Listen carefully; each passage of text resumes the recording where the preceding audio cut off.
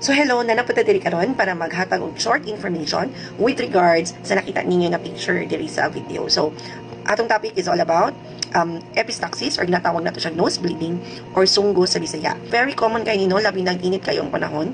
Patingalan lang ta nga kalit lang og dugo ang ato ang ilong. So kano magdugo man siya, it's because na ay naputol na gamay na ugat sa sulod sa ato ang ilong. So usa man jud ang mga rason nga ano man jud magdugo ang ilong. So dagan na siya reason no, but maulang niya ako ma-share sa inyo ng mga common reasons why naga-nosebleed yun ang isa ka tao. So ang unang rason kay ang pagkauga sa ilong.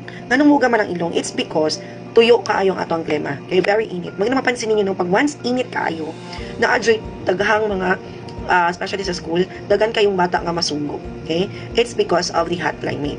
Another is too much exposure sa air condition. No, maski may unta ay nagpa-aircon ta kay init kaayo, na actually possibility na tungod sa aircon muuga ang atong ilong and that could lead to nose bleeding. Ang ikaduha nga rason kay ang trauma. So pag may trauma, meaning ana naigo ang imong ilong, no, somewhere or nabangga ba imong ilong, natapikan ba imong ilong. Next na rason is kanang gisipon ka or nakay-allergy, isa pud na nun na maka-cause of nose bleeding kay naay chance na sa sobra nimo og kanang sikma na mugawas gyud tong dugo no. Naagi siya ugat na maputol sa sulod. Another reason is hypertension. But dili ingon nga naa kay high blood mag nosebleed ka, okay? Depende siya sa rason. So kung mataas ang imong presyon and apektuhan ang blood vessels sa imong ilong, then that's the reason nga nung mag-nosebleed ka. Hindi siya direktang ginaingon na tungod sa hypertension, mag-nosebleed ka.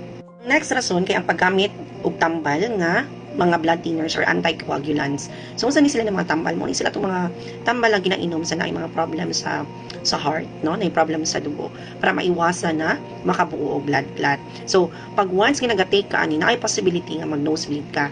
So if that will happen, consult directly jud sa imong physician. And another reason nga nung magsunggot or mag-nosebleed, it's because naay mga medical condition na wala na to nahibalan. Maybe naatay problem sa ato ang bleeding or naatay bleeding disorders or di kaya naabantay nasal polyps sa sulod sa atong ilong.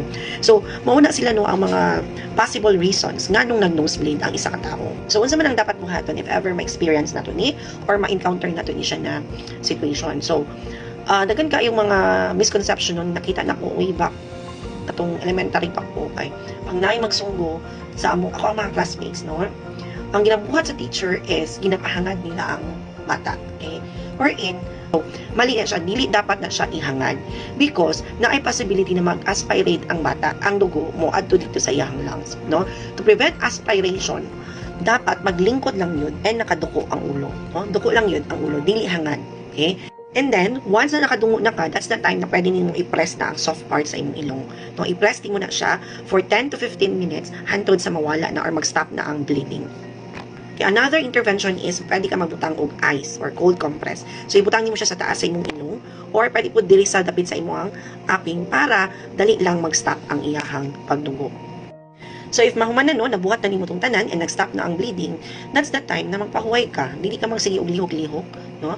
And then i-maintain nimo na moist ang imong ilong. So if needed gyud na magamit kag nasal spray, so you can use nasal spray. And kaya na ma-expose ka sa mga irritants. So sa mga irritants, kanang spray sa pahumot, no? Or di kaya aso sa sigarilyo. Okay? Kaya isa na siya sa mga rason nga mo dry ang imong ilong. And also, inom og daghang tubig para ma-hydrate ang imong lawas o dili mag-dry ang imong ilong. So maulang to ang imuhang buhaton if ever mag-nosebleed ka. Kung magsige pa gyud og balik-balik ang imuhang nosebleed or sunggo or naa pa siya mga grabe na sintomas or symptoms, magpakonsulta na sa doktor kay basi naa di kay problem. Okay, so maura to ako ma-share sa inyo I hope na if ever ma-encounter ninyo ni kabalo na mo sa inyong buhaton. Okay, see you again sa atong next video. Bye!